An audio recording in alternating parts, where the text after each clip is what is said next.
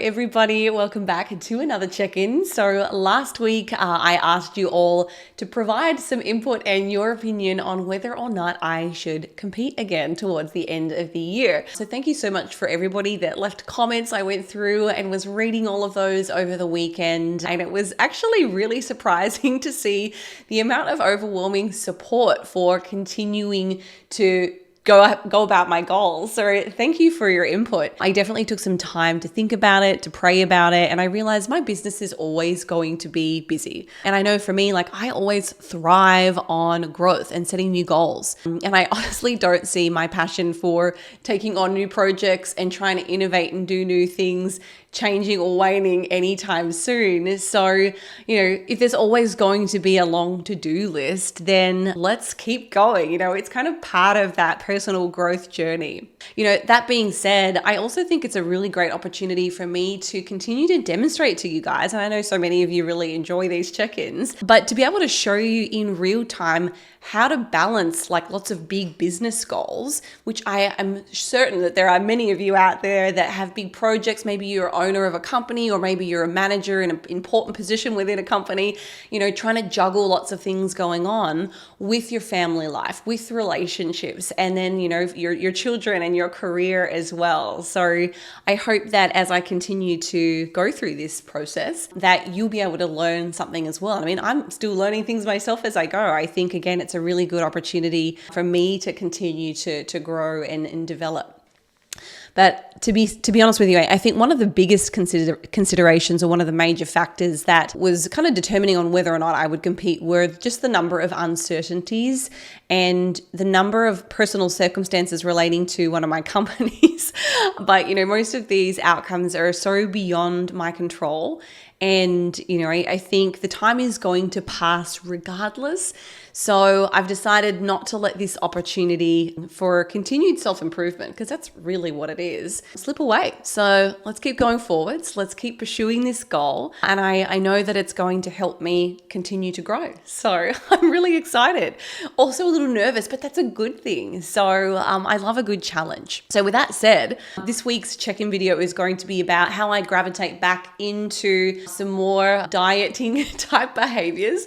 Obviously, the last 6 weeks, I have been able to enjoy myself a little bit more in terms of food flexibility and kind of taking some of the pressure off, I guess, with exercise. So I'll talk you through how I set up my macros, how I'm going to plan this out. And the show is, I believe, in 12 weeks. So I'll go through and walk all of those equations with you, and hopefully that will help you guys in future if you are in a similar position.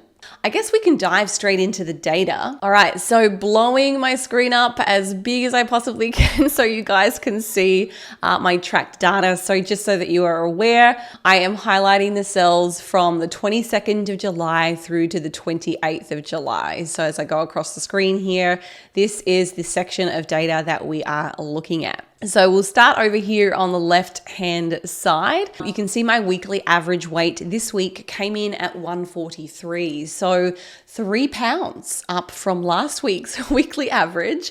But there are also several factors that have influenced that number. So if you look over here in this column here for menses, I had my cycle. So that was definitely driving up some water retention this week. And oh my gosh, if I thought it was bad last week, it's even worse this week. So again, I had to really practice a lot of the psychological, positive narratives and those little reminders that I, do with my own clients, that I share with you here in these check-in videos, that it's only temporary. It is not, an example of, you being lazy or not, not working very hard because you are doing all of those things.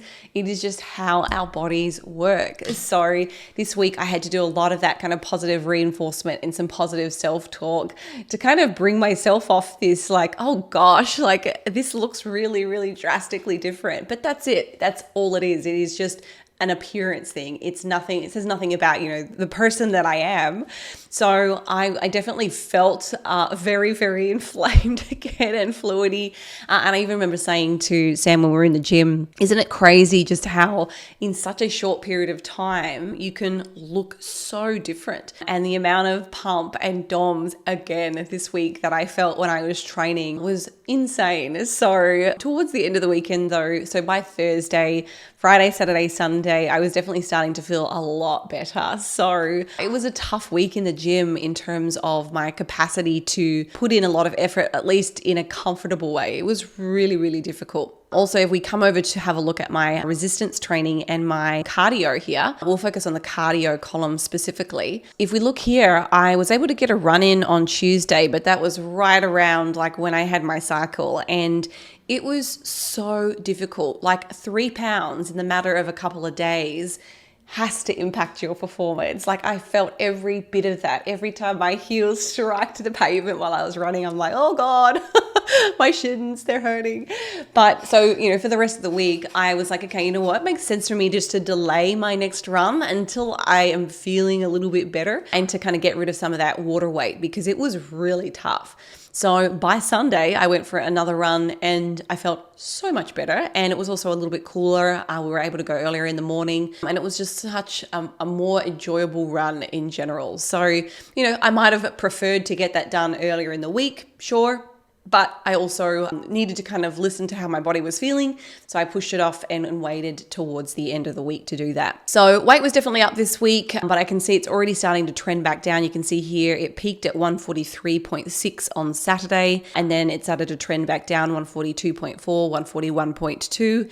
And no doubt tomorrow it'll probably be back around 140 where I was pre-menstrual cycle. So it's slowly moving. And again, I'm kind of not surprised that the time that it is taking for some of that water weight to dissipate is taking a lot longer than previous, because remember all of those systems that, upregulate when you're, normally eating in a sustainable amount of calories and a good amount of carbohydrate, they kind of are down regulated. So, when I suddenly bring those things back up, they're going to take a little bit of time to kind of get back into the groove of things. So hopefully that will continue to improve.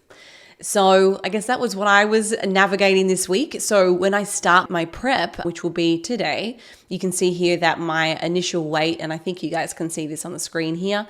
So starting this week, I will be shooting for around 0.8, probably 0.6 to 0.8% of my body weight per week. And you can see here, all of the calculations are being set based on this number here. So it's taking 143 as my starting body weight. So we'll pop back over to, my nutrition for the last 7 days, coming across to have a look at my protein, carbs, fats, fiber, sodium. It is all over the place.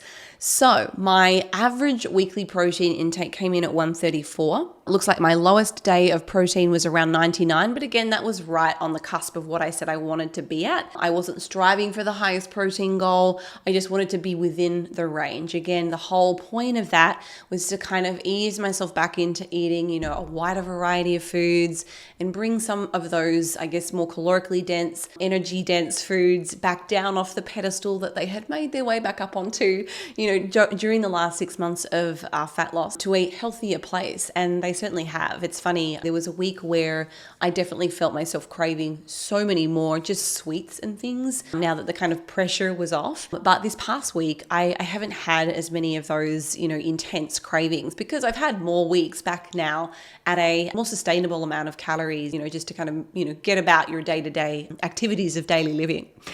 So you can see here, there is another day where my protein was up at 150, 165. And again, I'm just enjoying portions of food that I love. I know they're good for me. And I know that they will have fueled some really good training sessions. And that there were. I did 5 sessions this week and I loved all of them. And I'll talk a little bit more about the gym environment that I've been training in this week and how I navigated some, equipment inadequacies. So we'll talk more in a second.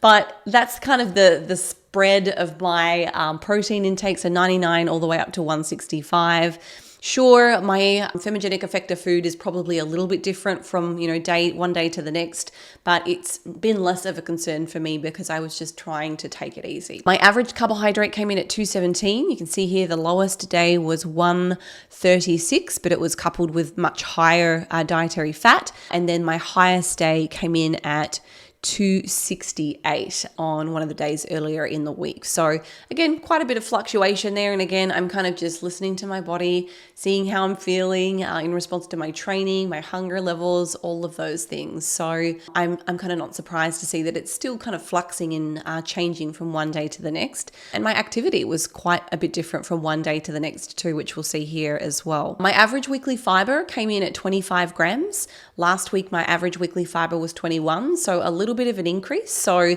again, some of that change on the scale over here from 140.6 to 143 would have been as a result of an increased fiber intake. Now, normally my recommendation is if you stay within, say, 5 grams from one week to the next, it's not going to have a meaningful impact on the scale weight, but it's not like it's inert. There will have been some influence with a 4-gram increase. So just interesting to note that not all of this was just fluid or body fat retention or body fat accrual, I should say. My sodium intake was also quite a bit higher this week. There is one day here on Saturday where we went out for dinner where my sodium intake was significantly higher. I'm trying to think what we ordered on that particular day, but I know we had a couple of meals out and lots of salty sauces and salty dishes. So that was quite a bit higher. And again, I think I'm actually surprised that my weight still trended down after that particular high salt meal, but it just goes to show you how much water I was retaining as a result of my menstrual cycle for me to still have a bit of a drop. So that was interesting. I don't think I've had a really high salt day like that in quite a while, but my average was a little bit higher. So again, some of this weight gain from the previous week is not just a reflection of my menstrual cycle, but rather my food choices. So again, I think so many of us tend to jump to conclusions when we see, a couple of pound change on the scale. That's why I think it can be helpful to take a peek at these, from time to time, just to see what kind of an influence your sodium has on the scale. So not a bad week, in my opinion. I think, again, in efforts to practice flexibility and, have a positive relationship with food, I think this was a very good week in general. My overall calorie compliance was a little bit high. So you can see here my average weekly calories tracked at 1964. And again, I suspect that they might actually have been a little bit higher. Just because I was eating out, I estimated quite a few of the foods. I know Friday evening we went to the cinema and we stopped in at Cooper's Hawk prior to, and we did some wine flights. We ordered several different, recipes. There were some fried things. There were some battered, salty foods. So again, I was just kind of eyeballing and making some rough estimates. And I am certain that I forgot a few things. Again, I went back and kind of loosely tracked some of the things that I know I didn't get an opportunity to do, in the moment over the weekend. So these are really just estimates. So I suspect that they're probably a little bit higher than what's been reported. So with that being said, I was 11% over my goal, which was intended on kind of maintaining my weight around 138, which makes sense. So, you can see over here, I'm much higher than 138 and I'm eating quite a bit more calories than I had intended. And of course, then there's that inflated weight because of my cycle, inflated weight because of my sodium, and a little bit of an uptick as well from fiber. And of course, my carbohydrate intake pushes that up and elevates it much more than had I, increased my calories from maybe protein or even dietary fat. So that was interesting to see. Again, I'm not going to beat myself up about it. It's not like I had a specific goal. I really was like dead set on last week. So I'm kind of giving myself a bit of grace and just recognizing that it's okay for your body weight to kind of fluctuate from one week to the next and your calories to fluctuate from one week to the next, depending on what's going on. Not unhappy to see that my protein was 28% above my target. That's actually much, much higher than what I have had over the last several weeks. So again, not a bad thing at all. I think I was just really looking for some new protein foods during the week. Like I mentioned in the last week's check-in video, I have been focusing on getting a brand new recipe book together for you guys. And there are some really awesome things coming in that book. So again, lots of recipe exploration again this week. Every day day I would try to make something different and new. Usually means they're going to be high protein meals, and thus I was eating quite a lot of protein.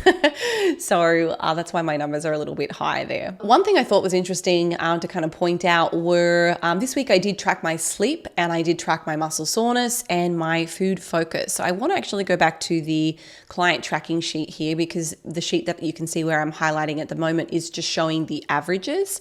I wanted to take a look at the individual data. So we'll scroll across to have a look at those numbers. So I'm highlighting those on the screen for you right now. So you can see my total sleep for the week. I think it came in at about 47 hours, but I'm still not getting great duration sleep, but I think that the quality has been pretty good. In fact, for the first time in, goodness, maybe a year, I actually remember having a dream.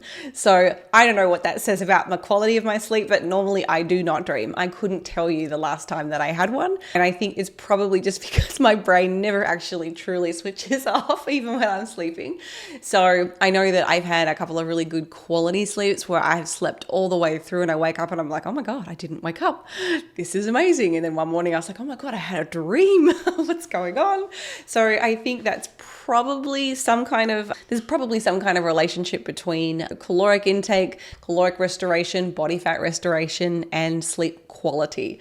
So even though the duration was still quite short, we've been staying up pretty late, working on, I guess, all of the issues of BiaBrain and reading and writing and strategizing, of course, doing the recipes. So sleep duration is still pretty low, but I don't know that that's going to change anytime soon. But I also still feel like once I get up and get going in the morning, I've got pretty good energy levels. At least I do for the moment. This morning, for an instance, I didn't want to get out of bed immediately as my alarm went off, which is currently, I have a cat feeder that has like a self timer on it. You set it up and it goes off because I do a lot of travel back and forth between, different places. And my cats will often be home on their own for like 3 or 4 days. So I'll leave them out their water and they've got this little cat timer, but it gives you the ability to record your voice when the food is being dispensed. So my cat timer has this thing like, Jerry, Pepper, Kay, puss, puss, puss,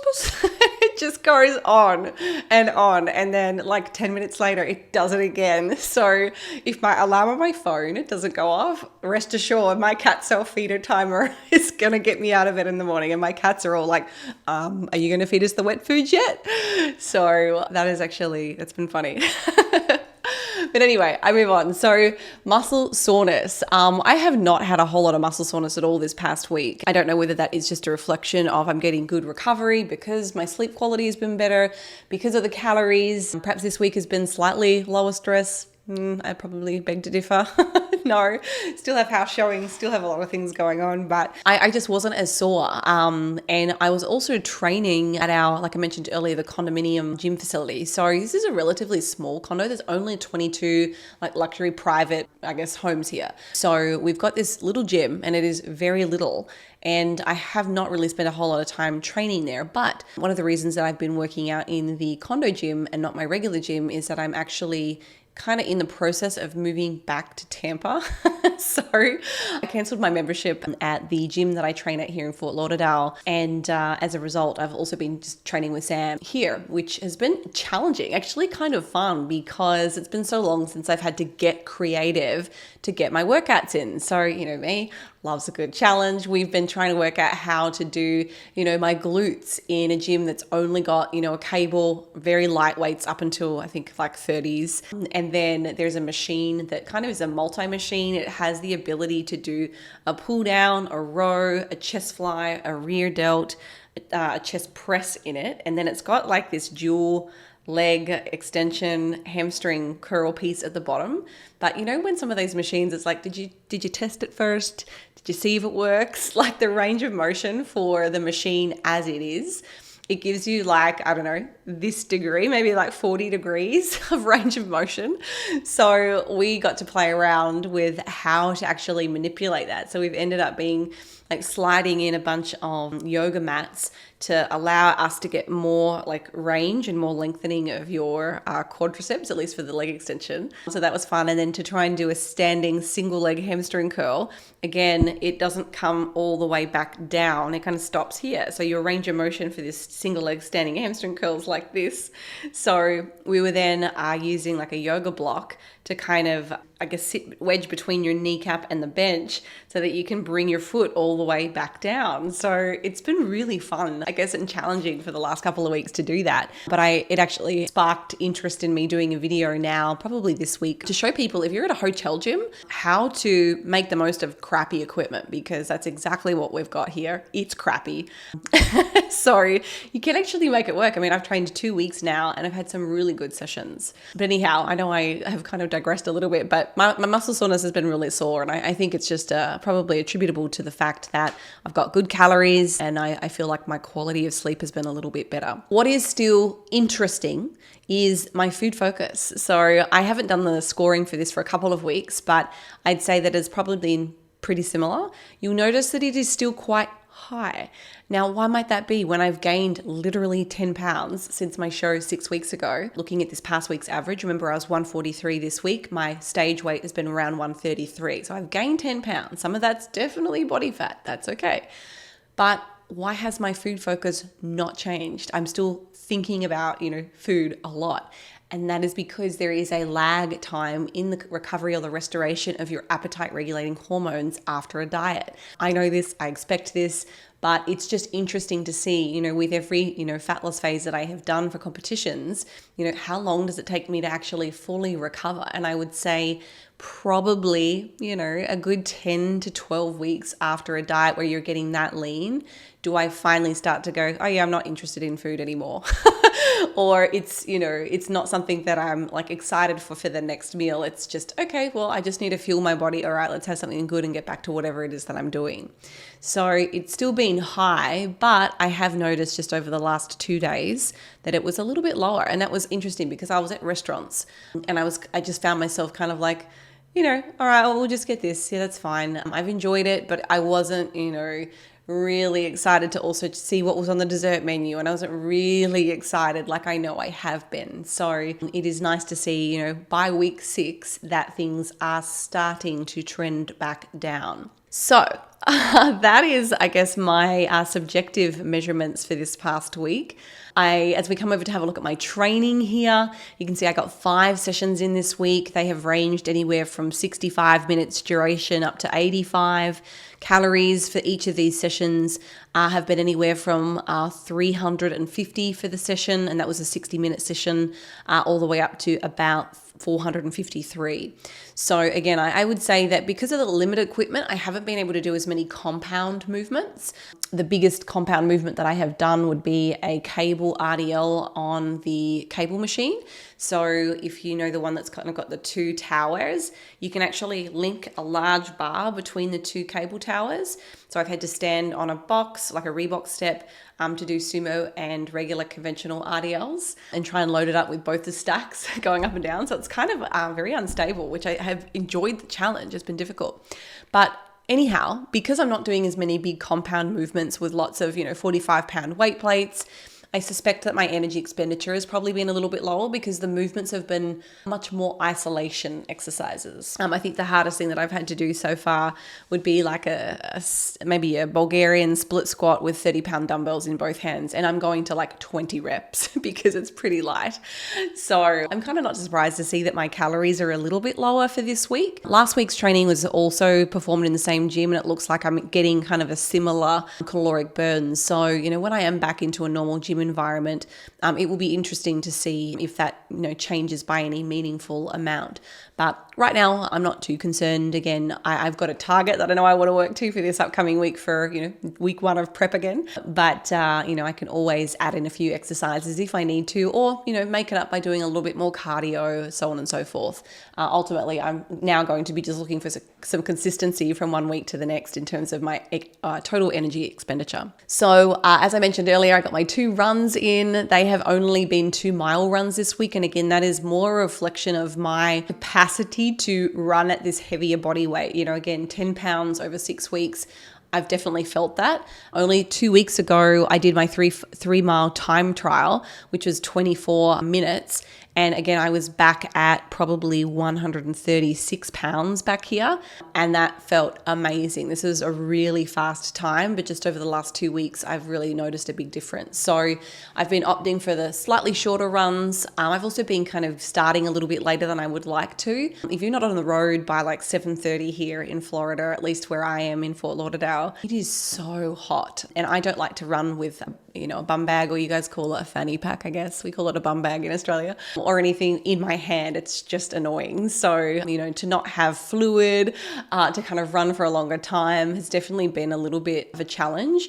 But I do hope maybe this week, as the week pans out, I can plan a couple of early morning runs, and maybe this week I'll fill up to doing one of those 3 miles again. I know I've got the capacity to do it. I've done it before. It'll just be whether I can set the alarm to be up and on the road by 7 a.m. So those have been really fun, looking at about 200 calories or so for each of those. And then I was able to get most of my walking in the mornings. I still, despite not having a competition goal, for the last 6 weeks, I really enjoy getting up and getting out, getting some sun exposure. It's great for vitamin D. It's great for my mind. It's when I have an opportunity to listen to something motivational, spiritual, to really, my whole day is so much better when I can do that. I don't enjoy waking up in the morning when my alarm is like ding, ding, ding, ding, or it's me talking to my cats from the cat feeder out in the kitchen. But, once I get going, I never have any regrets about making that decision for the morning. So I would do this regardless of my, competition or not. So that accrued about 2,000 calories in total. You can see here me clicking the cells and highlighting those here for you. So each of those walks ranges from 55 minutes up to 77. And the caloric expenditure is about 290 all the way through to 400 on one of the longer sessions. So steps for the week, I averaged 12,600, which is pretty good. I think that makes sense to me. I always find it interesting that as I finish dieting and my calories return, how much easier it seems to be able to accrue those steps. Normally, during the last few weeks of my contest prep, and guys may recall me talking about this, I had my goal of 12,000, but it felt so difficult to do. I could do my walks like I'm doing here, but for some reason I wasn't getting there, whereas now I am. And I think it's just the amount of time I kind of get back up and I move around and I go and do this and I go and do that. My movement is so much greater. My NEAT, my non-exercise activity thermogenesis is much higher, when I've got more calories and I'm not restricting my diet. So again, it's just always interesting to observe that and to just recognize, how things change depending on where you're at with your energy balance. My weekly caloric expenditure came in pretty similar to last week, actually. So I last week tracked at 4,729 calories. This week tracked at 4,539. So a little bit less, but it's pretty insignificant in the grand scheme of things. So I guess the next natural step in this check-in would be for me to show you the proposed plan for the next several weeks. So I want to see if I can blow this up a little bit more. Nope, it stops at 200%. Okay, that's fine.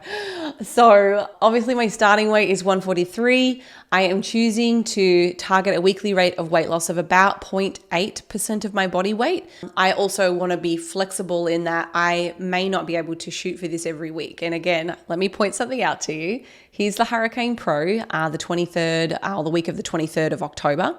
So that is 12 weeks away. But you'll notice here that my end weight, if I were to be successful every week at achieving 0.8% of my body weight, I'd be down at 128. That is significantly more loss of weight than what I actually need. I only need to be around this 133, 132 number, in my humble opinion. So that means that I've technically got 1, 2, 3 weeks or 21 days approximately to not be in a deficit. So over the next 12 weeks, I can, should something come up, take some higher days at my maintenance calories and still be ready on time. So I think that's an important thing to consider. So with that being said, a target of 0.008 or 0.8% of your body weight per week comes out at being just on a pound, just over 1.1 pounds per week. So I'm going to bring up on the screen the calculator so that we can have a look at this together. Here it is. Alrighty, so 0.8 of a pound would be, hang on, let me go over here. Let me show you the slightly slower weekly rate of weight loss. So 0.6, I apologize. So you can see here, if I was targeting 0.6, that means my weekly rate of weight loss would be about 0.8 of a pound each week. If I did that every single week consistently, I'd be right where I need to be the week before the show. So I hope that I can be ready before the show. But again, I just have to recognize that life is life. Whatever is thrown my way, I have to deal with it. And I might not be ready in time, or I might not be able to strive for that weekly rate of weight loss of 0.8. But somewhere within this range would be good. So I want to do the math, I think, first for this number. So 0.8 of a pound, and now I need to make that or move that over into grams. So we'll divide that by 2.2046, meaning we've got 0.36 of a kilogram. Again, to get that to grams, I need to multiply it by 1,000. So we've got 362 grams is what I'll be targeting every week if I'm operating at 0.6% of my body weight. We now want to multiply that by, I guess, the number of calories per gram of weight lost. We know that weight loss is never purely fat unless you are or have a high body fat percentage, or you are a beginner to resistance training. Those are really the main two sets of circumstances where one might actually achieve pretty much all fat loss.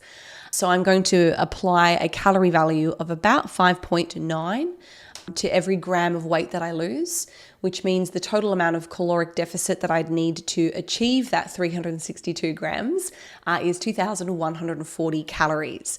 So again, I'm trying to lose that over the course of a week. So I'm going to divide that number by 7 days, which means my daily calorie deficit would be around 305. So looking at what my current or my recent calories have been, 1964 was where I was at.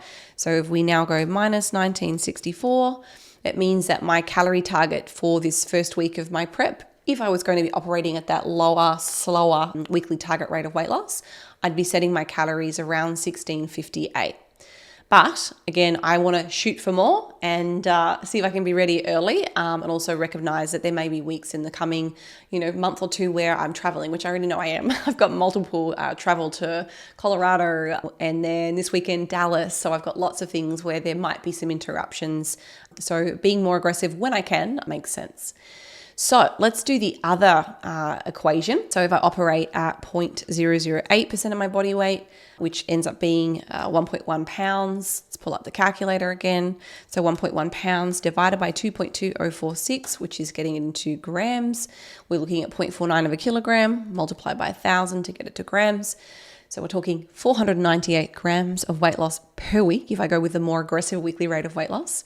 We then want to multiply that again by 5.9. That means that for the week to lose that 1.1 pounds, I'd need to create a deficit of 2,943. Divide that by 7 and we get 420 calorie deficit. So again, if we know that my recent calorie intake was 1964, that means that my starting macros are going to be around 1543. So let's go have a look at my macros for this week. You can see here I've highlighted the week for the 31st. I guess that's this week. Today's 29th. I'm going to take my protein back up because I'm entering into a deficit. I want to make sure that I have a little bit extra wriggle room just to be sure. And then my carbohydrates are going to be 159 and my fats are going to be 47. Now, I had a look at some macronutrient ratio breakdowns. So once we kind of account for the calories that are coming from protein, which in this case, 120 grams is my goal. So if we multiply 120 by 4, which is the number of calories per gram of protein, that means that 480 calories of my entire day's intake are going to protein. What we end up being left with is 1,064. So I'll just write that number in here. I've already got the math written on my paper. So if you're wondering where I got that from, it's just some simple math. So 1,064. If I wanted to do a 50-50 split of my remaining calories to carbs and fats, what that would end up looking like would be 133 grams of carbohydrate and 59 grams of fat. So I'll just put another row here. So it would be 133 and 59 and 120. So you can see here that puts me right in the ballpark for my calorie target. But I'm looking at this number for fats, and my habits are not geared towards fats, generally speaking. I do like some good fats here and there, and some fun ones too, the not so good ones, the saturated sources. But again, when I am entering into a cutting phase, I'm always very intentional about opting for all the low fat products. So if I can find, reduced calorie or reduced fat beef, ground beef, I'm going to get the 96 version wherever possible. If I'm using chicken, I'm going to use chicken breast or chicken tenderloin, not thigh fillets or drumsticks or wings. And then I'm removing the skin. So I'm looking for the low fat options. If I'm going to use, a ham product, I'm going to use the one that is rindless. I'm going to use one that does not have a high amount of fat. For instance, I will be avoiding real deal bacon. I have enjoyed lots of bacon over the last couple of weeks, and I'll opt for, the Canadian bacon, which is exceptionally lean, or just a regular like honey ham. And I do this for all of the, protein sources that I'm choosing. So when it comes to seafood, instead of picking the really heavy oily fish, salmon, for instance, would be one example. I opt for the white fish, or I'll opt for like an ahi tuna or a cod, which are obviously much leaner, low-fat seafood products. Prawns are another one. Scallops are another. If you're somebody that likes shellfish, go for it. Those two are generally a very low-fat product. With that being said, I personally end up having a really low fat diet. I always get the fat-free Greek yogurts, like everything, all the things, low fat calorie dressings, you name it, low fat butter, et cetera, et cetera. So I think that my calories are going to be slightly more in favor of this distribution and what you're looking at here with 159 grams of carbs and 47 grams of fats. That is a 60-40 split favoring carbohydrates. So 60% of the remaining calories are carbs, 40% of the remaining calories are coming from fats. But there may be a day, who knows, where I end up going, you know what? I would like to have, peanut chicken satay or some kind of, high fat spread on toast. And maybe I'll end up having a day with slightly higher fats, and that's perfectly fine. I would just bring down my carbohydrates to equate the calories so that I still hit my calorie targets. For dietary fiber, what makes the most sense to me is to bring that back up so that I can help with hunger. So 25 to 30. So it's a little bit higher than what I had been shooting for the last couple of weeks. Again, the intention back then was to free myself of some of the restriction that I had for the last 24 weeks of prepping. I've enjoyed quite a variety of foods over those last 6 weeks. I'll now reintroduce much more fibrous foods as I venture back into cutting. And then for my training for this week, I'm going to be shooting for 5 resistance training sessions. I've got a new program that I'm kind of in the middle of building out for the app. So Be a Fit will have access to this hopefully in the next 2 weeks. In fact, there'll be 2 new programs for the Miss Bikini Olympia program series. One of them, while we were going through some, feature updates, we had a bit of a pause or some troubleshooting going on over the last 2 weeks with the app. That's all back up and thankfully running again. So we'll have 2 new programs going in the next couple of weeks, which is exciting. But my cardio, I'll definitely stick with that running. I've been really enjoying it. So somewhere around 60 minutes or 400 to 450 calories will be the goal. I also want to keep in my spin sessions. I know that they're really convenient and I can bring that indoors. So I'm not sweating my butt off here in August in Florida. I don't know how much longer I can keep up the outdoor patio spin classes. They are intense, so I might bring that back inside. That'll be a quick and easy 300, well, let's be real, it's not easy, 300 calories. And then I will do 12,000 steps at least for this first week of prep. And that number may increase as we need to continue burning body fat. My overall weekly goal for calories will be 4,500, which is about what I have been doing this week. It'll just be the main difference is bringing my calories back down to the 1,539. And today, day 1, we're off to a good start. I had a handful of M&Ms this morning before I had my coffee as I was making it. And I'm like, oh, that's right. You're dieting again, Holly. Let's just save those for your ice cream where you can enjoy it a bit more later. So again, it's just kind of switching off some of those habits that you fall into when you're not being really intentional. And again, you can bounce in and out of that even if you're not competing. But that was something that I was just cognizant of this morning. And putting my coffee mug back on the food scale and weighing out, how much milk I put in, because I had a full fat milk, which obviously is a bit more calorically dense. So again, switching out that high fat protein product to the fat-free milk will be another little substitution. I'll do this next week. So that's where we're going. I'm a little bit nervous, a little bit excited at the same time. This is a show that I have been and watched and attended in person many times. So I'm kind of I'm kind of pumped for this Hurricane Pro. It's located in St. Pete, which is about 45 minutes drive from Tampa, where I'm from. I have lived most of my life since at least moving to the US. So yeah, that'll be kind of nostalgic, I think, being on stage instead of being a supporter. So I now want to jump over to our questions on YouTube. I know there was one excellent question that I wanted to talk about, so let's go and have a look at that. Alrighty, so lots of comments from last week. A lot of these were your feedback about whether or not to compete, and I think there was one here that somebody had mentioned, ask yourself what if it's always worse than trying not to reach the goal. So if you feel something you're feeling pulled towards, then go for it. You're stronger than what you think. So if you want it, you've got it. I love this. And generally, it's such a positive yes to competing. Oh my God, yes to the Hurricane Pro. I live in Tampa and I definitely would come watch. Oh, that's awesome. I think you're totally ready to jump into another show, still shredded. I would disagree, but shredded on what standard? The Bikini Pro stage or regular? Then I would say yes, probably. And then some people just talking about, I guess, when the former or the Olympia typically was hosted. And then some people had also said, why are you competing in Masters if you wanted to get to the Olympia? So I had responded to a few people and just said, oh, I will also do the Open. I just like the idea of being able to do the Masters show. If you're going to prep, you may as well enter in a couple of shows, maximum time on stage, for obviously all the hard work that you put in. I think that's a worthy reason to do the Masters and the Open. So if I did 3.5 months of continuous dieting and I want a break, is it reasonable moving forwards to take, for example, 2 months off, bring calories back up to an amount, and then continue with intermittent style of dieting? So for example, 3 weeks in, 5 to 6 weeks off until I reach my goal of another 6 or 7 pounds of weight loss? Or should I take a rather longer break and then achieve my goal in the next year or two in one go?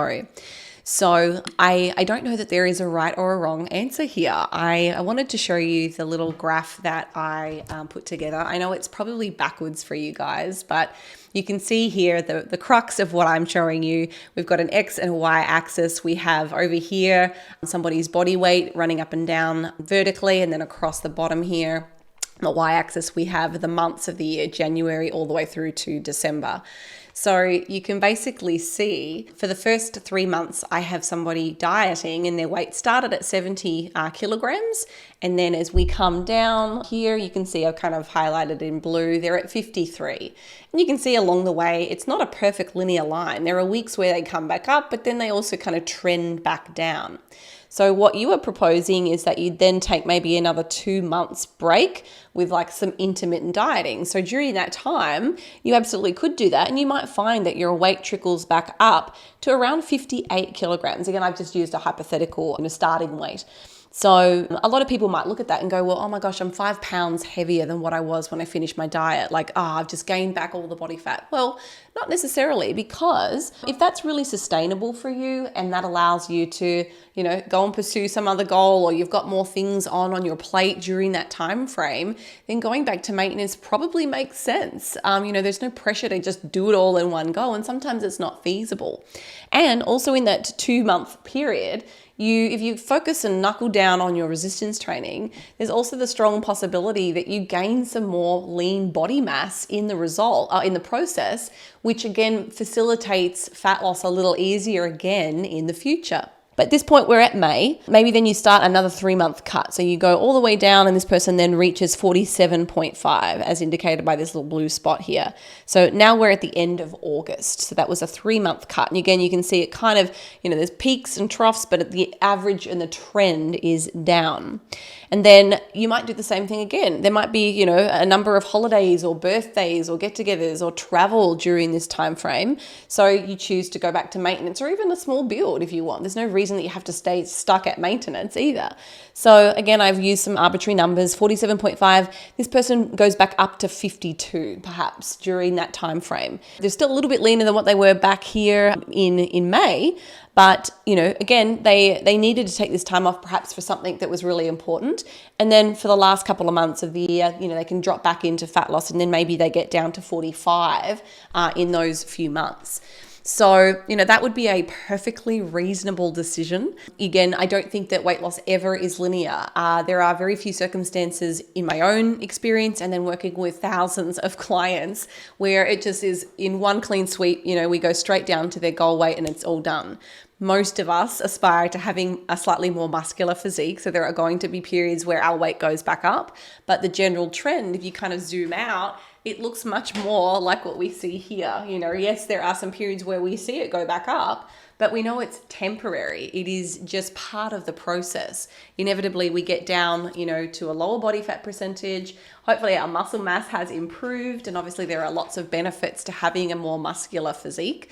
And again, for many of us, there's also lots of benefits for having a lower body fat percentage too, in the way of our, health biomarkers. And I also will say, based on how I feel when I'm running, there's also some potential performance benefits too. If you're looking at kind of like your power output ratio, if you've got an unnecessarily high amount of body fat, if you want to perform better, sometimes a good outcome would be to lose a little bit of that body fat to improve your overall performance. And I know I felt very frustrated when, I went back up because I was like, I was really enjoying my running. So one of the motivating factors, I guess, for me was I know I feel really good at this slightly lower body fat percentage. So if it's sustainable for me to get there, then that's probably where I would want to be so that I can, do this thing that I love doing to the best of my ability. Thank you so much for that question. Again, I don't think that there is a right or wrong. It really is totally up to you. There would be no downsides to taking some periods off.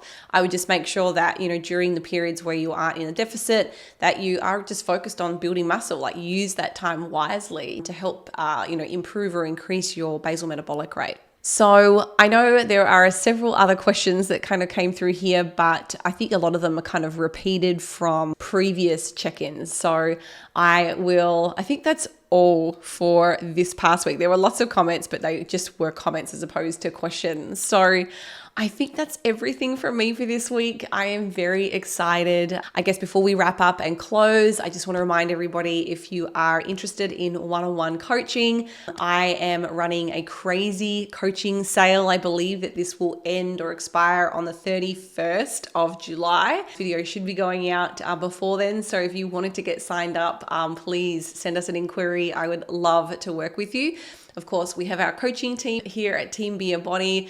Everyone has their own unique specialties, so we would love to get in touch with you. If you're interested, head over to the BiaBody website. And if you are somebody that's willing to or wanting to learn more about nutrition and exercise science, then take a look at BiaBrain, which is our new research review subscription-based service. BiaBrain basically takes 4 different research articles each month, and we kind of break it down for you in layman's terms, and that then we provide you with practical recommendations for how to use that information and apply it to your own health goals. So that is a subscription that starts at only $14.99 per month. It's one of the ways that you can support me, and it will allow for these to continue to happen. So go and check out BiaBrain. I am absolutely loving it so far. It's been really cool to see just some new papers that are coming through and on different topics. And I know issue 3, which will be coming out in August, has some really cool subjects. One of them actually looks at, eating in a calorie surplus through candy, so sugar, versus a chocolate coated peanut, which is mostly fats and a little bit of protein, but fiber, and how that influences some of our health markers as well as our body composition. So I know I was just reviewing that one prior to recording this video. So all of that good stuff is available for you. Don't forget to check out all our free resources on our website. There are training programs, there are free chapters of my books, there are recipes, there are articles galore. Make sure that you are subscribed to our newsletter if you want to stay on top of all the latest and greatest research. So I guess I'll see you guys next week, and wish me luck for my first week back in dieting for the Hurricane Pro.